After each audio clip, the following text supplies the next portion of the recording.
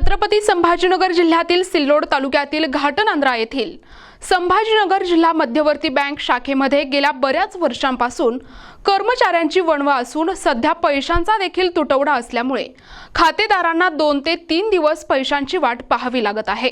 घाटनांद्रा या ठिकाणी छत्रपती संभाजीनगर जिल्हा मध्यवर्ती बँक शाखा असून या शाखेत घाटनांद्रासह धारला, चारनेर, वाडी, पेंडगाव या 5 गावांचा व्यवहार असून इतर शाळा आणि सहकारी सोसायट्यांचा देखील व्यवहार तसेच दिव्यांग निराधार, श्रावणबाळ त्याचबरोबर पीएम किसान सन्मान योजना या योजनांचे पैसे देखील याच बँकेत येतात। कोट्यवधींचा व्यवहार असताना देखील या बँकेत केवळ एकच कर्मचारी असून एक सेवानिवृत्त कर्मचारी आहे। त्यामुळे या सर्व योजनांचे पैसे काढण्यासाठी खातेदारांची आणि लाभार्थ्यांची बँकेत मोठ्या प्रमाणावर गर्दी होत असून गर्दी जास्त प्रमाणात झाल्यास बँकेचे कर्मचारी बँकेचे गेट आतून लावून घेतात आणि खातेदारांना गेटच्या बाहेर बसवून गेटच्या आतून पैशांची देवाणघेवाण करतात।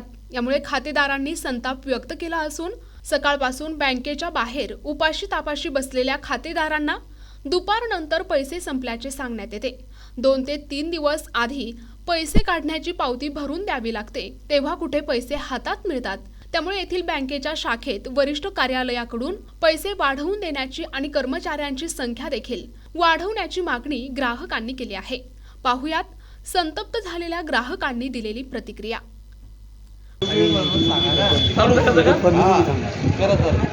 सकाळपासून 9 वाजेला विड्रॉल जमा आहे, अद्याप 2 वाजू लागले, अजूनही पैसे मिळत नाही बँकेत आणि पैसे नाही